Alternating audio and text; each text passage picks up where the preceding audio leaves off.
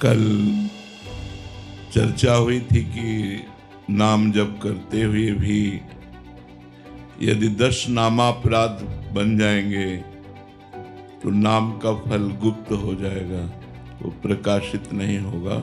नाम अविनाशी होता है, नाश तो नहीं होता पर गुप्त हो जाएगा और अपराध के कारण भजन में प्रवृत्ति नहीं बनेगी। कल के एकांतिक में प्रथम बिना प्रश्न के अपनी तरफ से चर्चा हुई थी।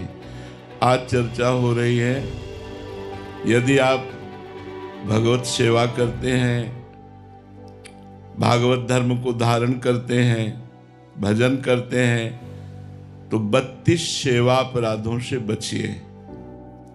बहुत सूक्ष्म सूक्ष्म है। इनसे क्या होता है, मन में उत्साह भंग हो जाता है, भजन का अरुचि हो जाती है, अविश्वास हो जाता है, फिर वो साधक डगमगा जाता है, काम क्रोध आदि के आवेश में आकर गलत आचरणों में उतर जाता है। यदि हम 10 नामापराध और 32 सेवा अपराध से बचकर श्री भगवान के शरणागत होकर भजन करें तो हमें एक नवीन उत्साह होता है भजन का। आज इतना कि आज और करें, और वो नवीन उत्साह हमारे समस्त भोगों के उत्साह का नाश करके, जो भोग भोगने की हमारी उत्साह प्रवृत्ति रहती है उसका नाश करके उसे उदासीन बनाकर भगवान का प्रेमी बना देते हैं। तो अब सुनते हैं 32 सेवा अपराध से, जिनको हमें सुन करके अपने आचरण में धारण करके इन सेवा अपराधों से बचना है। पहला, भगवान के मंदिर में जब हम दर्शन करने जाएं तो यदि हम किसी भी सवारी से हैं तो 100 कदम पहले उतर जाएं। इन्हें की सीढ़ी तक हम कार में, यदि अस्वस्थ हैं, आपके पैर खराब हैं, तब तो कोई बात नहीं है। यदि आपके पैर ठीक हैं तो 100 कदम कम से कम मंदिर से दूर उतर जाएं गाड़ी से, और वहीं से नमन करें और पादुका उतार दें अपनी, नंगे पैर वहां जाएं। अगर आप मंदिर में चढ़ते हैं पादुका पहन करके और कहीं प्रभु के आंगन तक पहुंच जाते हैं तो ये पहला अपराध सेवा का बन जाएगा। सवारी पर चढ़कर पैरों में पादुका पहनकर भगवत दर्शन के लिए जाना, ये सेवा अपराध है। भक्ति एक विशुद्ध समर्पण का भाव है। भरत जी महाराज जब चित्रकूट में पहुंचे तो अत्यंत सुकुमार श्री चरण भरत जी के पैदल चल रहे थे, तो छाले पड़ गए थे चरणों में। ये देख करके वशिष्ठ जी ने कहा, भरत, ये बड़े बड़े राजवाहन चल रहे हैं, आप घुड़सवारी कर लीजिए, आप रथ में बैठ लीजिए, आपके चरणों की हालत क्या हो, या पादुका पहन लीजिए। तो भरत जी ने जो उत्तर दिया, सिर भर जाऊं उचित अस मोरा, सबते सेवक धर्म कठोरा। प्रभु, जहां मेरे प्राण प्यारे भगवान श्री राम सियाजू के चरण चिन्ह हैं, वहां मैं पादुका पहन कर जाऊं, सवारी पे बैठ के जाऊं, उचित तो ऐसा है प्रभु कि जहां मेरे सियाराम के चरण है वहां मैं सिर के बल जाऊं, सिर भर जाऊं, उचित अस्मोरा। मैं अपने स्वामी के दर्शन करने जा रहा हूं, चल नहीं पा रहा हूं, लेकिन मुझे सिर के बल जाना चाहिए, चरणों से नहीं, क्योंकि चरण चिन्ह मेरे स्वामी के बने हुए हैं। भक्ति एक विशिष्ट भाव है जो भगवान को भी अधीन कर लेती है। इसीलिए भक्त, उपासक, वैष्णव, भजनानंदी को चाहिए कि अपने प्रभु के श्री विग्रह के दर्शन करने के लिए जब हम मंदिर में जाएं तो कम से कम 100 कदम पहले उतर जाएं और नंगे पैर जाएं। अगर आप सवारी में चढ़कर जाते हैं, जूता पहनकर मंदिर के ऊपर चढ़ते हैं, तो ये पहला सेवा अपराध आपका बन जाएगा। दूसरा, भगवान के उत्सवों को मनाएं। हमारे सनातन धर्म में उत्सवों का बड़ा महत्व है, उससे कृपा की प्राप्ति होती है। जैसे रथ यात्रा है, जन्माष्टमी है, राधाष्टमी है, रामनवमी है, ये जो हमारे उत्सव हैं आराध्य देवों के, इसमें ये नहीं देखना चाहिए कि मैं कृष्णोपासक हूँ तो रामनवमी क्यों मनाऊँ, मैं रामोपासक हूँ तो जन्माष्टमी क्यों मनाऊँ। ऐसा भेद नहीं है। हम आनंदित होकर के जब कभी भगवान शिव के उत्साहपूर्ण उत्सव आते हैं, महाशिवरात्रि आदि, माता भगवती अम्बाजी के नवदुर्गा आदि, तो हम उत्सव मनाएं। सनातन धर्मावलंबी इन उत्सवों की अवहेलना न करें। उत्सव न मनाना एक अपराध है। हम 4 लोग मिलकर के रात भर नाम कीर्तन करें तो हमारी कृष्ण जन्माष्टमी हो गई, भगवत कथा सुने रात में। रामनवमी के दिन खूब उत्साहपूर्वक भगवान श्री राम के पावन चरित्रों का गायन, श्री राम जय जय राम कीर्तन करें। शिवरात्रि, नवदुर्गा आदि, ये जो हमारे सनातन धर्म के उत्सव हैं, इनको करना चाहिए। ना करना या उत्सवों में शामिल ना होना आपकी सामर्थ्य नहीं है कि आप कर सकें, तो जहाँ उत्सव हो रहा है वहाँ घंटा 2 घंटा के लिए शामिल हो जाइए। यदि शामिल नहीं होते तो एक अपराध है। इस सेवा अपराध का दूसरा अपराध है। तीसरा, भगवान के श्री विग्रह के सामने जाकर प्रणाम न करना। भगवान के सामने गए, आप ऐसे खड़े, भगवान साक्षात विराजमान है। अर्चावतार भगवान के जैसे और अवतार हैं, ऐसे भगवान जो विग्रह में विराजमान है ये अर्चावतार है। तो भगवान के सामने जाकर के सबसे पहला काम होना चाहिए साष्टांग प्रणाम करें, पंचांग प्रणाम करें। साक्षात भगवान विराजमान है। आप बिल्कुल संशय मत कीजिए कि ये तो मूर्ति है। जाकी रही भावना जैसी, प्रभु मूर्ति देखी तिन तैसी।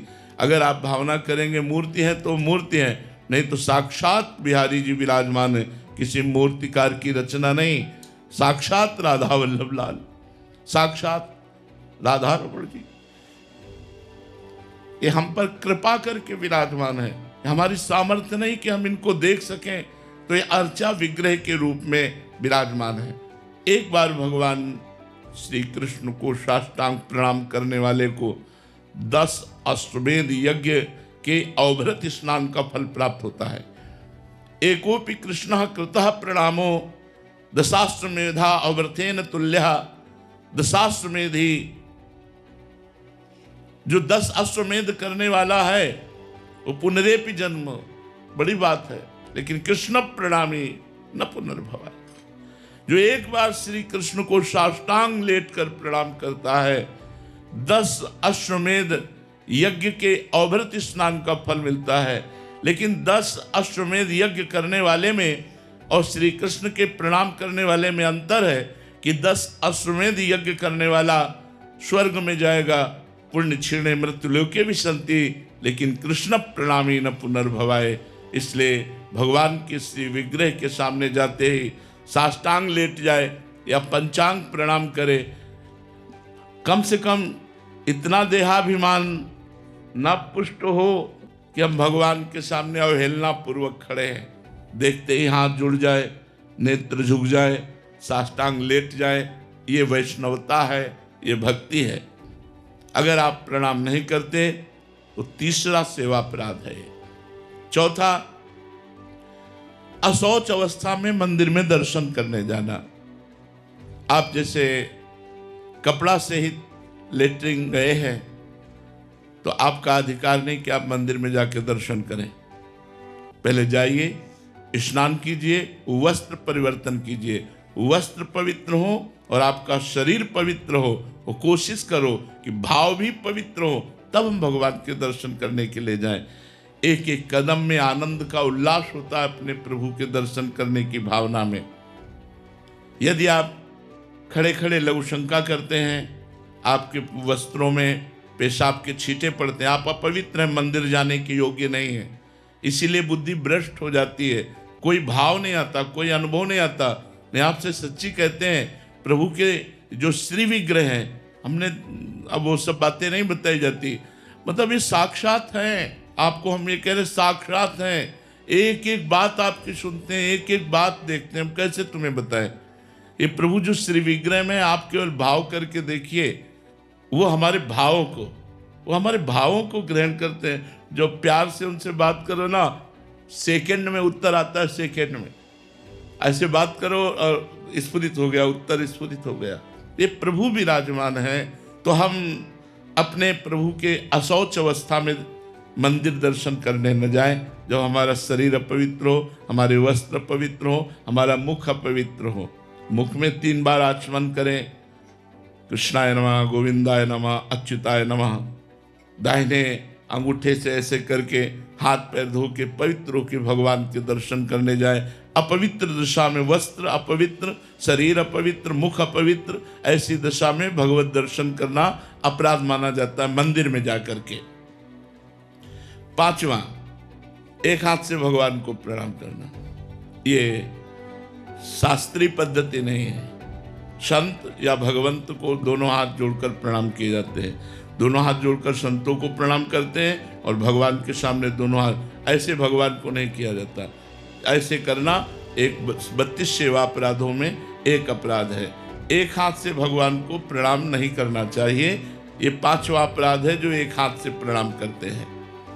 6ठा, जब हम भगवान की परिक्रमा देते हैं तो हमारे श्री ठाकुर जी महाराज की 4 परिक्रमा होती है। तो परिक्रमा में आप ऐसे जब चारों तरफ घूमते हैं तो श्री विग्रह के सामने जब आते हैं तो प्रत्येक परिक्रमा में रुकना चाहिए और रुककर प्रणाम करना चाहिए और फिर परिक्रमा देनी चाहिए। जैसे हम ठाकुर जी की ऐसे परिक्रमा दे रहे हैं तो ऐसे परिक्रमा करके आए, फिर प्रणाम किया, फिर दूसरी परिक्रमा, फिर प्रणाम, फिर तीसरी परिक्रमा, फिर प्रणाम, फिर चौथी परिक्रमा, प्रणाम। बहुत महत्वशील है।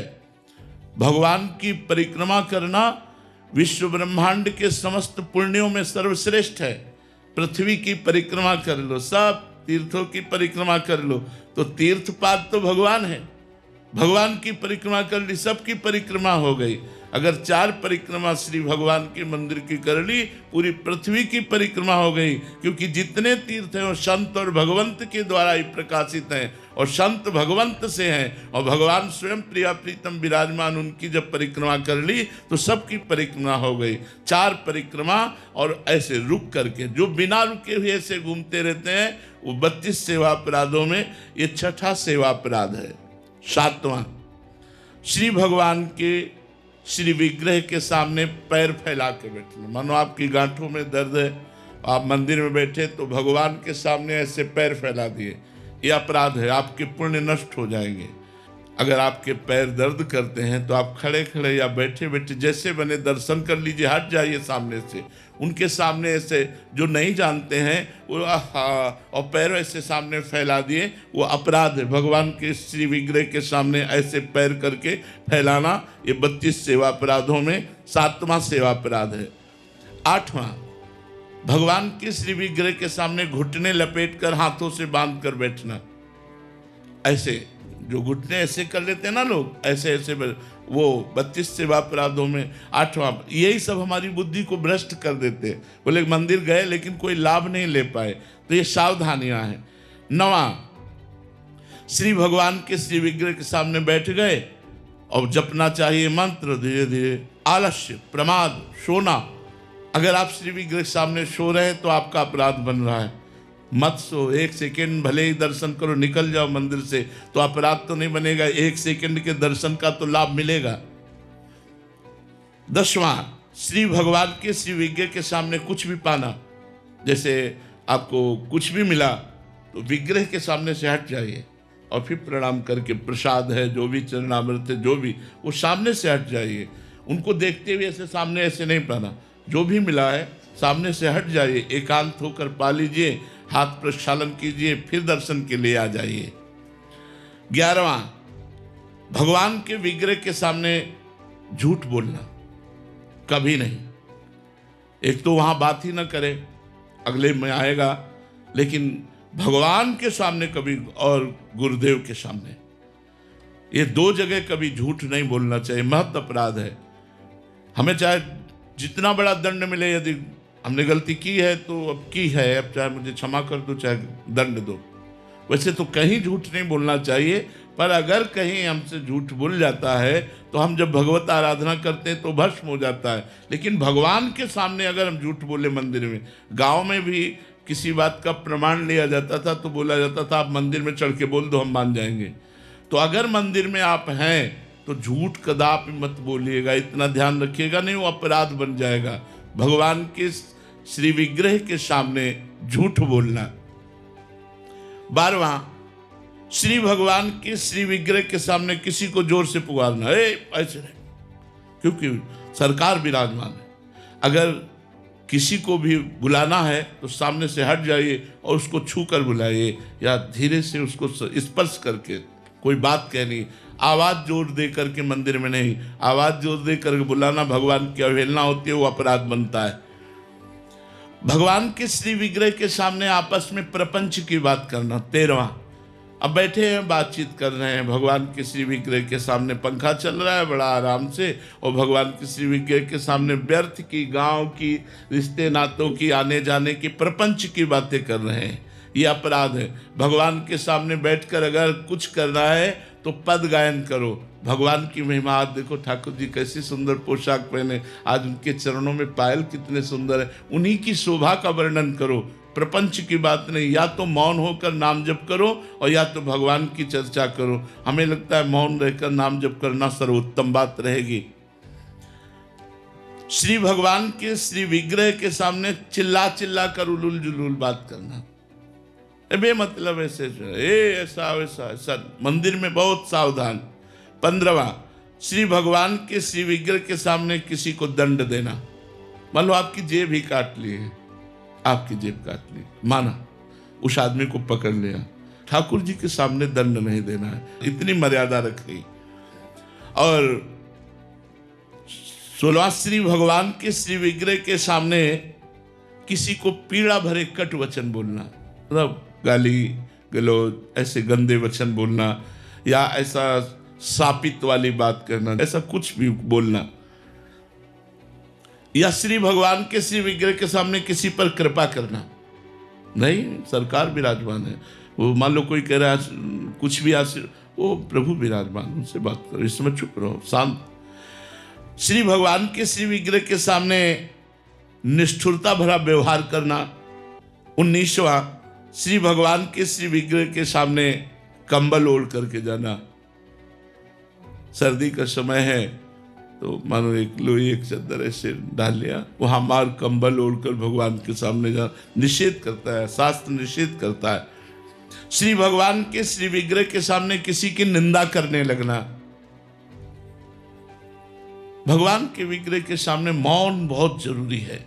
जब आप दर्शन करने जाए तो सीधे आंख मिलाया और दर्शन करते रहो, आंख नीचे किया, मंदिर से बाहर, बच गए, कोई अपराध नहीं लगेगा। श्री भगवान के श्री विग्रह के सामने किसी को स्तुति भरे वचनों से बोलने लगना। अरे भाई आप क्या गाते हैं, आप बहुत ऐसा वैसा बातचीत करने लगे, उसकी बड़ाई करने लगे। स्तुति का मतलब होता है किसी की बड़ाई करना, वो दोष है।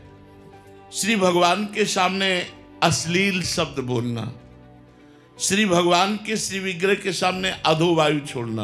अब जैसे ये एक शारीरिक प्रक्रिया है, आप मंदिर में हैं, आपको अधोवायु का मतलब समझ रहे ना, तो उस वायु को जब वेग आता है तो कहीं भी वो छोड़ देता है ना, तो भगवान के श्री विग्रह के सामने नहीं, सीधे निकलो मंदिर से बाहर, यानी श्री भगवान के श्री विग्रह के सामने छोड़ दिया तो 32 सेवा अपराधों में है श्री विग्रह के सामने अधोवायु का त्याग करना।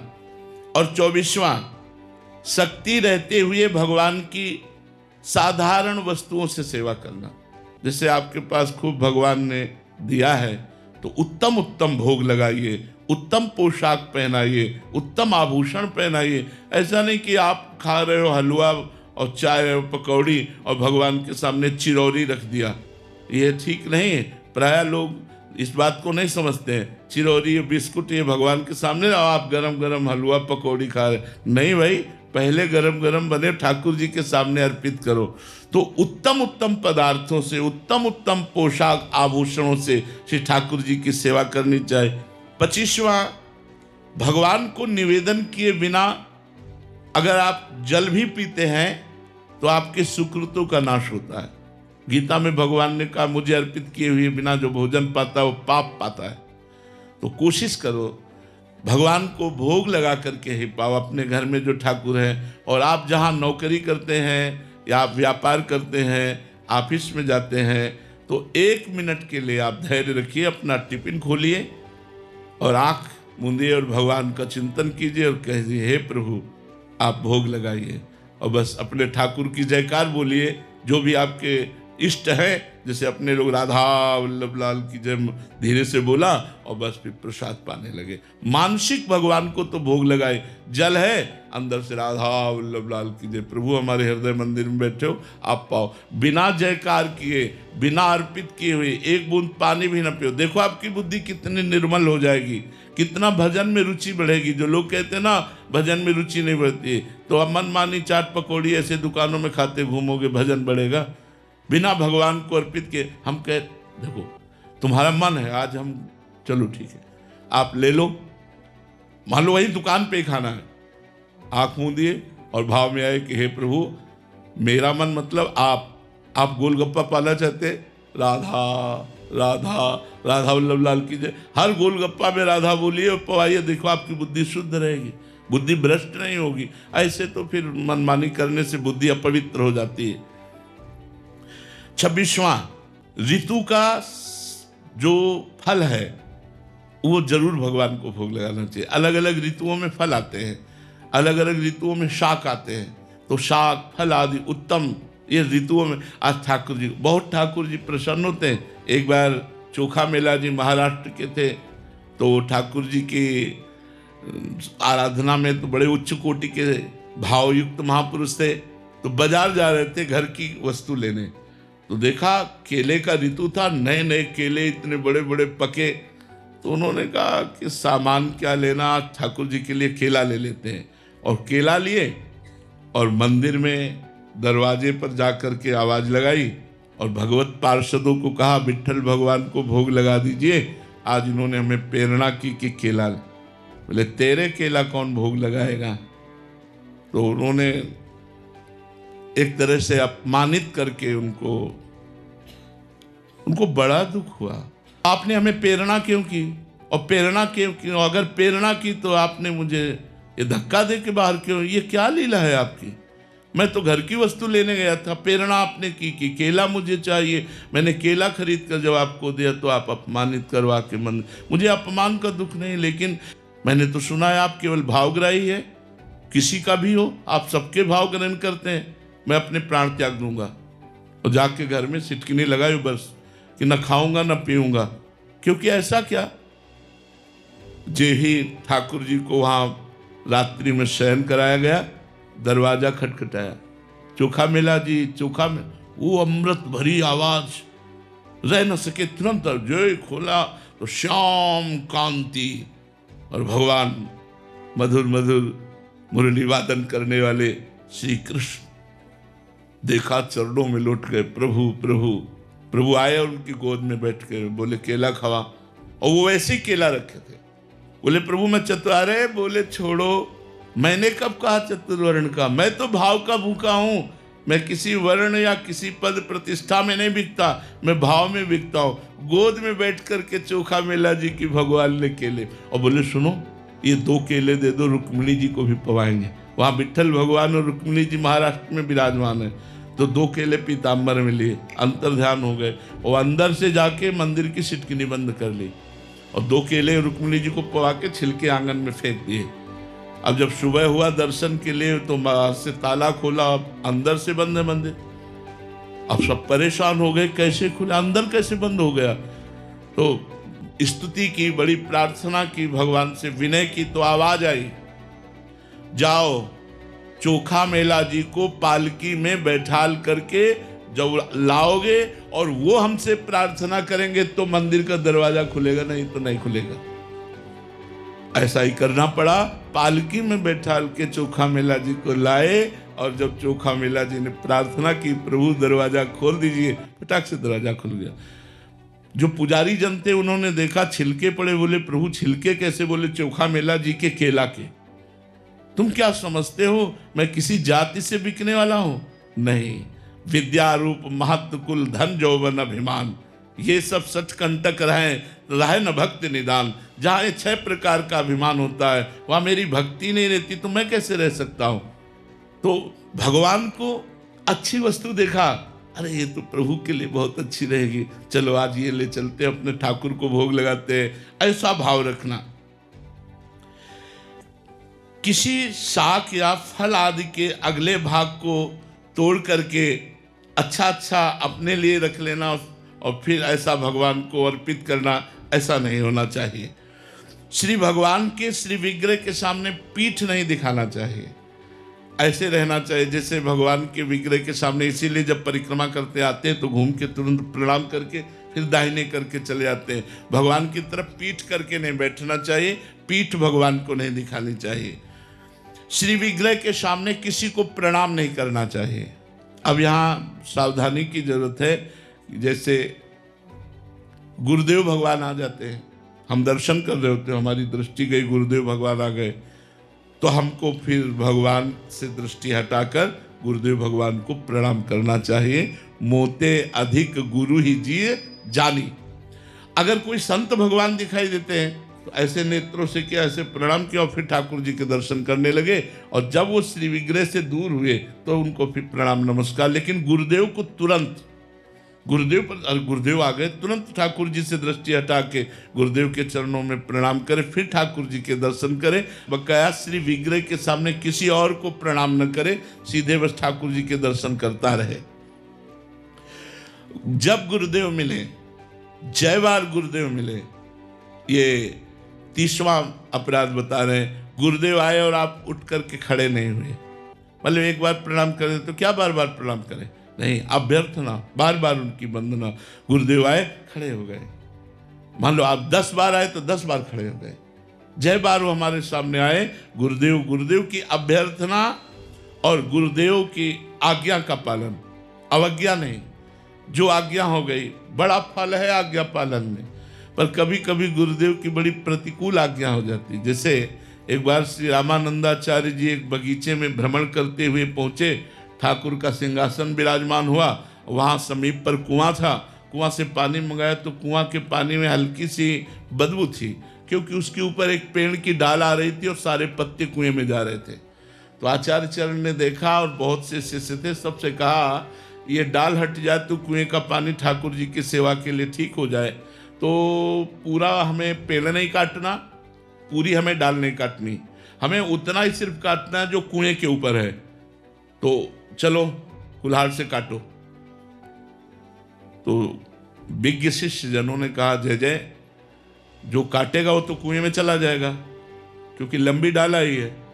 अगर पेड़ के पास से काटनी हो तो सुविधा है, नहीं तो बैठ करके तो इधर ही काटेगा, और काटेगा तो कुल्हाड़ से कुएं। बोले इससे मुझे कोई मतलब नहीं, डाल कटनी चाहिए।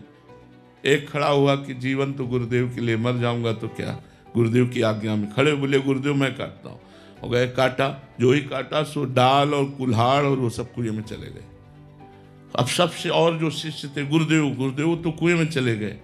गुरुदेव एकदम निरपेक्ष बैठे। 10 मिनट हो गया, बोले गुरुदेव तो मर गए होंगे, बिल्कुल निरपेक्ष बैठे। थोड़ी देर में नमो नमः, जय हो ऐसे शब्द हुए और कुएं से ऐसे बाहर वो शिष्य आए और आकर गुरुदेव को प्रणाम किया और कहा ये सियाराम जी ने प्रसाद दिया है। तो उनका कहाँ गए थे? 10 मिनट हुए। बोले जे ही कुल्हाड़ से काट कर मैं नीचे गया तो भगवान राम जी के पार्षद मुझे साकेत धाम ले गए और वहाँ सियाराम जी के दर्शन कराए और सियाराम जी ने आपके लिए प्रसाद भेजा है। सब शिष्य सोचने लगे हाय मैंने ये क्यों नहीं किया। काम बहुत प्रतिकूल है, लेकिन ये आज्ञा कि मेरे गुरुदेव की आज्ञा में प्राण दे दूंगा, बस बात बन जाए। तो गुरु की अभ्यर्थना, जय बार गुरुदेव मिले तय बार सर झुकाकर नमस्कार किया और जय बार आवे तय बार खड़े हो गए और उनका कुशल प्रश्न, उनकी आज्ञा का पालन करना, उनका स्तवन करना। यदि हम ऐसा नहीं करते तो ये 30वां अपराध बनता है। 31वां, अपने मुख से भक्तों के बीच में अपनी प्रशंसा करना, अपनी बड़ाई की बात करना, इससे पुण्य नष्ट हो जाते हैं। जो अपनी प्रशंसा करता है, दूसरों की निंदा करता है, उसके सारे सुकृत नष्ट हो जाते हैं।